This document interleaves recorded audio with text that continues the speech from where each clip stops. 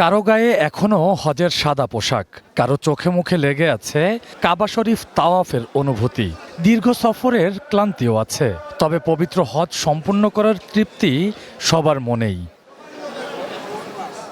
এমন অনুভূতি নিয়েই সৌদি আরব থেকে দেশে ফিরেছেন প্রথম ফিরতি হজ ফ্লাইটের 419 জন যাত্রী।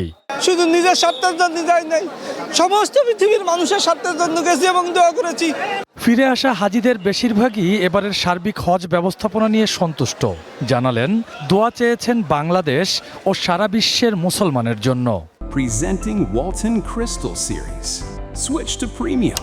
Switch to Crystal.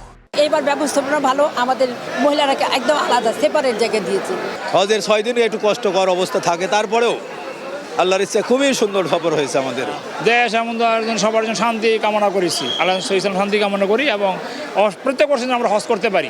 চলতি বছর বাংলাদেশ থেকে 1,27,158 জনকে হজ করার সুযোগ দেয় সৌদি আরব। তবে হজ প্যাকেজের উচ্চ মূল্যের কারণে হজে যেতে পারেন 79,164 জন। তাই ভবিষ্যতে প্যাকেজের দাম কমানোর আহ্বান জানান হাজিরা। আমাদের এবছর যেমন আমাদের কোটা ফিল আপ হয় নাই, কোটার থেকে প্রায় 40,000 মতো গ্যাপ আছে।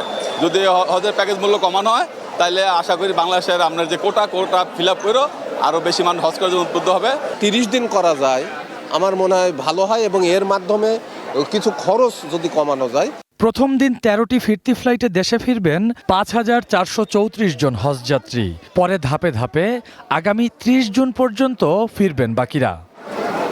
Rakibul Rahat, one news, Dhaka.